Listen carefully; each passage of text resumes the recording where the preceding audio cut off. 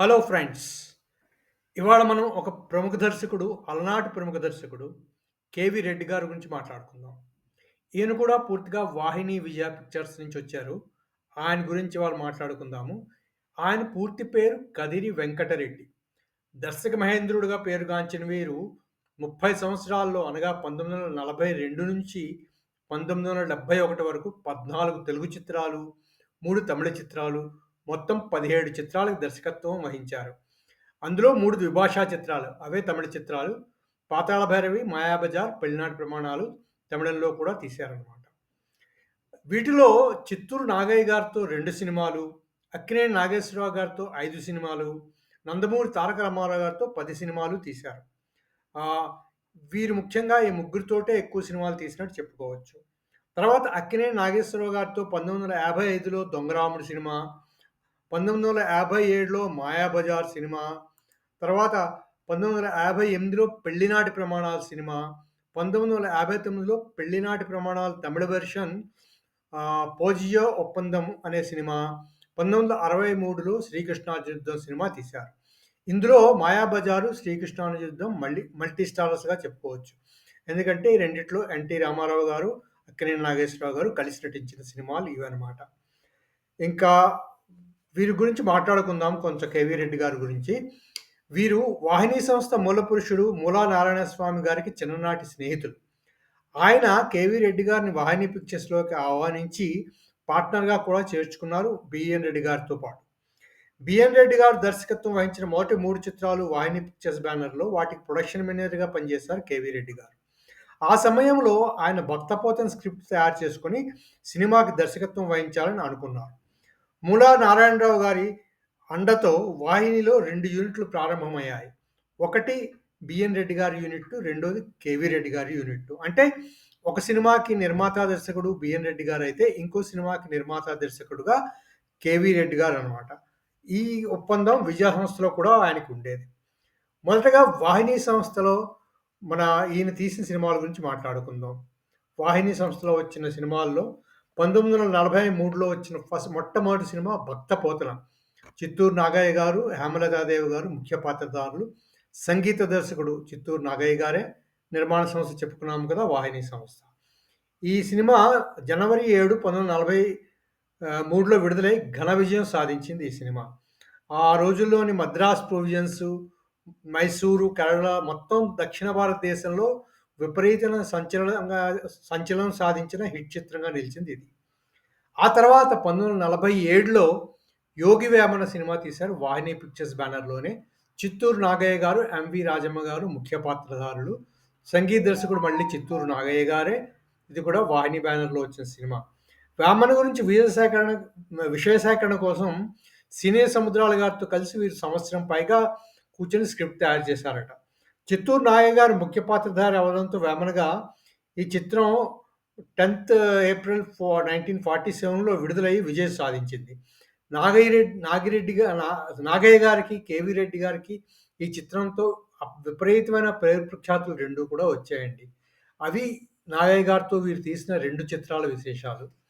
ఆ తర్వాత 1949లో ఒక వాహిని సంస్థకి ఒక డిఫరెంట్ సినిమా తీయాలన్న ఊహతోటి ఒక జానపద చిత్ర కథలాంటి సినిమా తీశారు.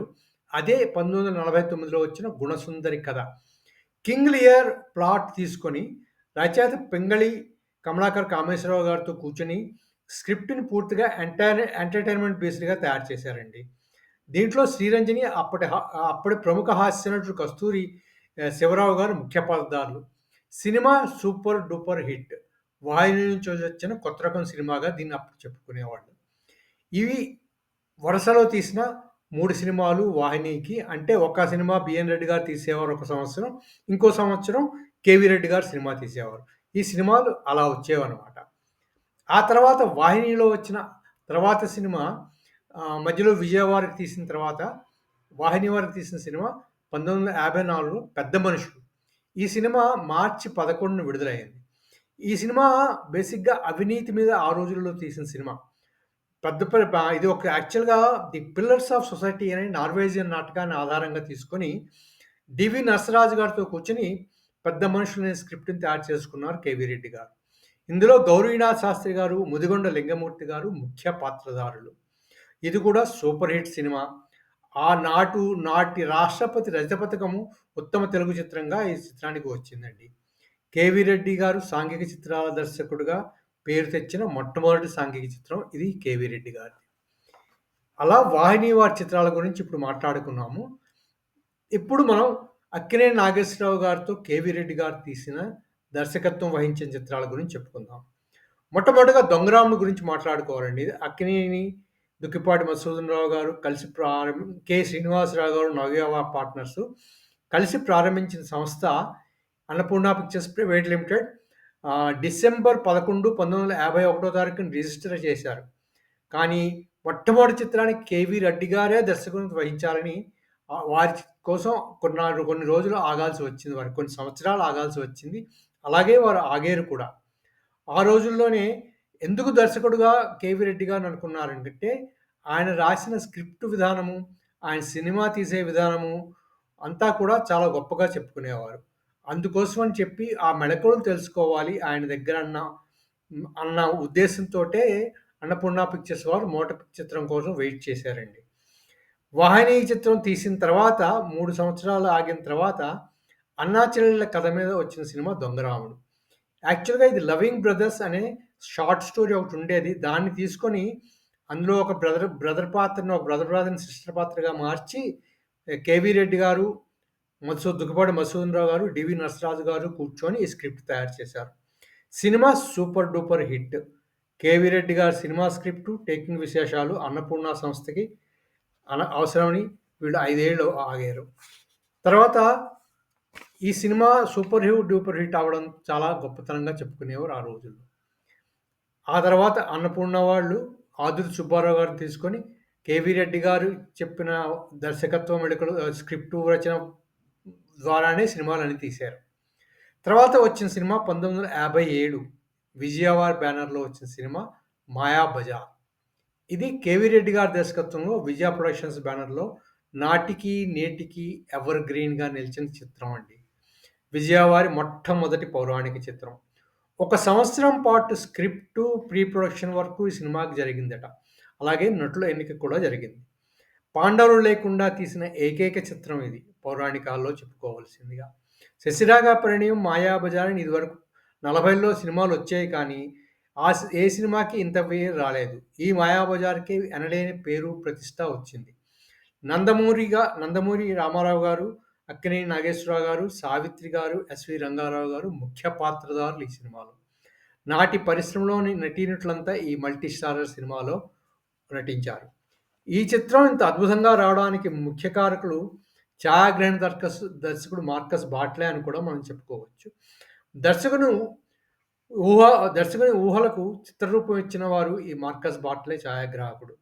పింగళి సంభాషణలు, ఘంటసాల గారి సంగీతం ఈ సినిమాకి మరో పెద్ద అసెట్‌గా నిలిచాయి. కమలాకర కామేశ్వరరావు గారు, సంగీతం శ్రీనివాస్ గారు ఈ సినిమాకి అసోసియేట్ డైరెక్టర్‌గా 'కేవీ రెడ్డి' గారి దగ్గర పనిచేశారు. ఈ చిత్రానికి కథానాయకుడు ఎవరు అని మనం చెప్పుకోలేం. పాటల పరంగా చూసుకుంటే అక్కినేని వారు అవుతారు. కథాపరంగా చూసుకుంటే ఘటోత్కచుడు ముఖ్య పాత్రధారి అయితే ఎస్వి రంగారావు గారు అవుతారు.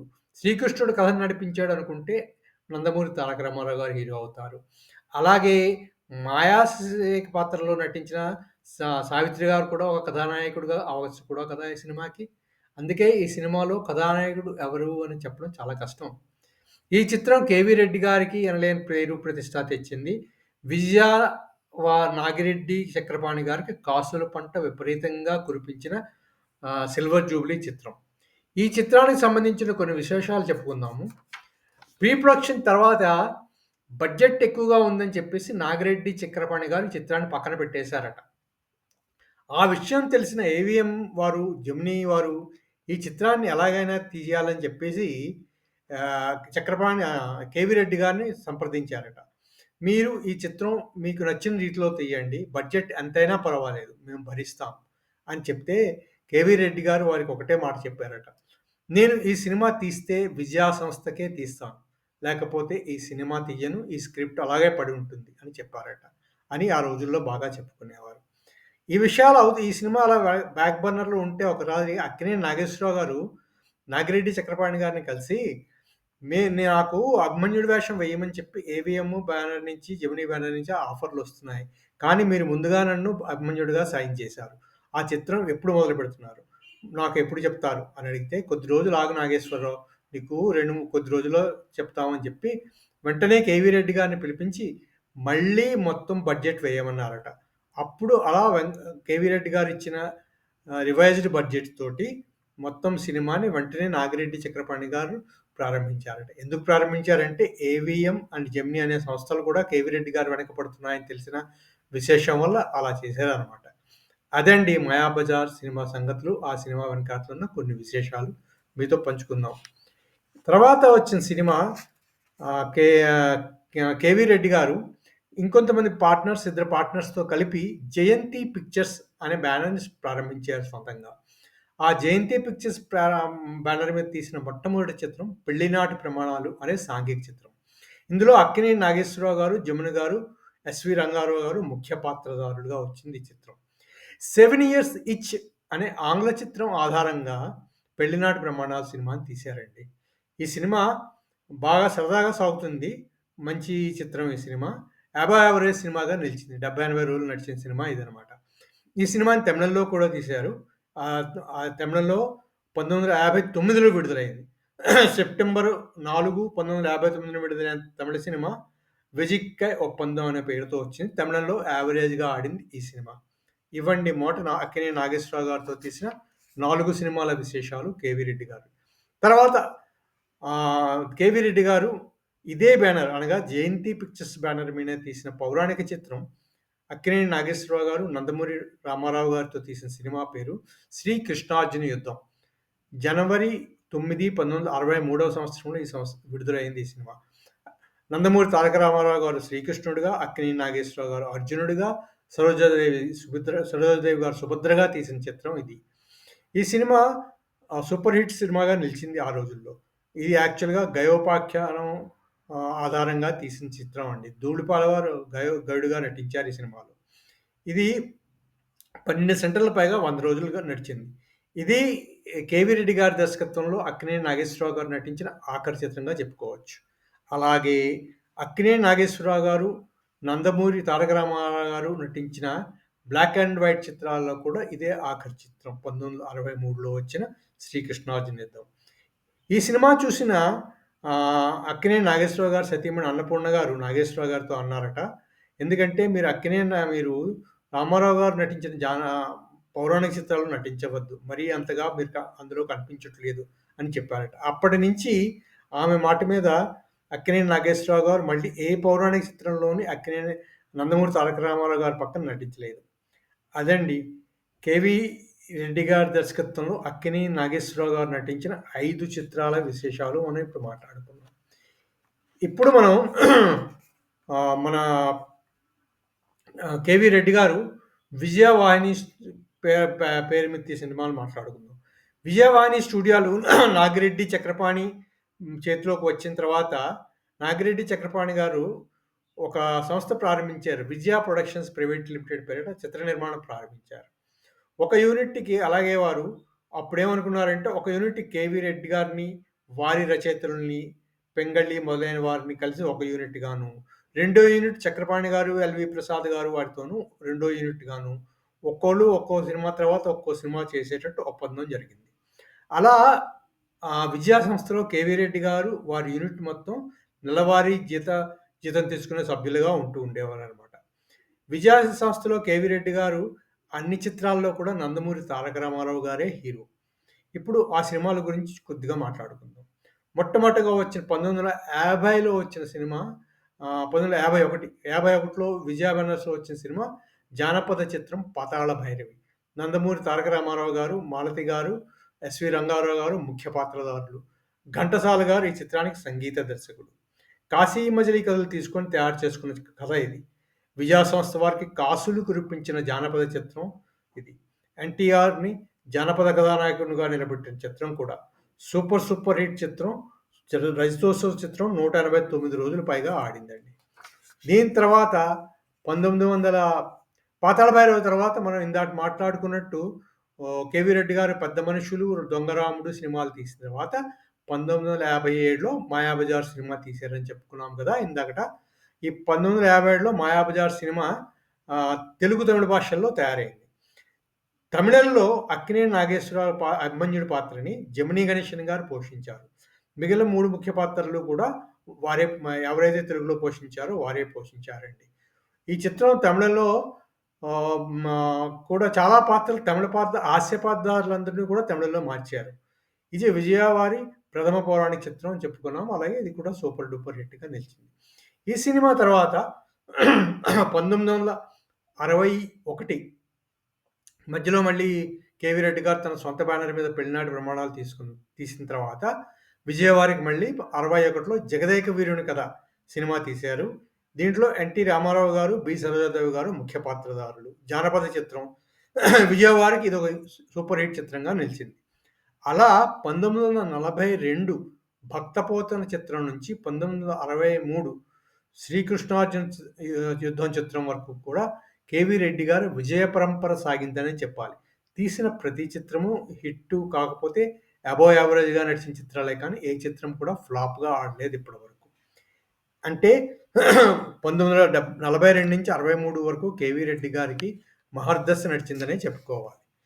ఇకపోతే విజయవారికి మళ్ళీ 1965లో విజయ ప్రొడక్షన్ మీద కేవీ రెడ్డి గారు నిర్మాత, దర్శకుడుగా 'సత్య హరిశ్చంద్ర' చిత్రం వచ్చిందండి. ఇది ఏప్రిల్ 22న విడుదలైంది. నందమూరి తారక రామారావు గారు, తర్వాత ఎస్. వరలక్ష్మి గారు ముఖ్య పాత్రధారులు ఈ చిత్రంలో. కేవీ రెడ్డి గారు తీసిన ఈ చిత్రం పాతగా ఇదివరకు పౌరాణిక చిత్రమే కానీ అందరికీ తెలిసిన చిత్రమే 'సత్య హరిశ్చంద్ర' కథ అన్నీ కూడా. ఇదివరకు అంతకు ముందే ఈ చిత్రం ఎస్వి రంగారావు గారితో వచ్చింది. మళ్ళీ విజయవారు తీశారు. కానీ ఇది మొట్టమొదటి సూపర్ ఫ్లాప్‌గా కేవీ రెడ్డి గారికి, విజయవాడ గారికి కూడా ఒక చేదు అనుభవాన్ని మిగిల్చింది 'సత్య హరిశ్చంద్ర' చిత్రం. ఈ 'సత్య హరిశ్చంద్ర' చిత్రం తర్వాత మళ్ళీ 1968లో విజయ సంస్థకే 'ఉమా చండీ గౌరీ శంకరుల కథ' అనే సినిమాని కేవీ రెడ్డి గారే నిర్మాత, దర్శకుడిగా వచ్చింది. ఈ సినిమా కూడా పౌరాణిక చిత్రమే. దీంట్లో కూడా నందమూరి తారక రామారావు గారు, బి సరోజాదేవి గారు ముఖ్య పాత్రధారులు. ఇది కూడా కేవీ రెడ్డి గారికి మరో సూపర్ ఫ్లాప్‌గా నిలిచిందండి. ఈ సినిమా విజయ సంస్థలో నిర్మాత, దర్శకుడిగా కేవీ రెడ్డి గారికి ఆఖరి చిత్రంగా నిలిచింది.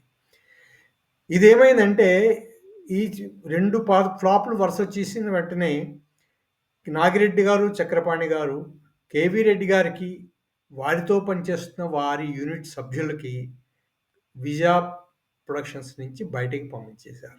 సడెన్‌గా వారందరినీ కూడా బయటికి పంపించేశారు.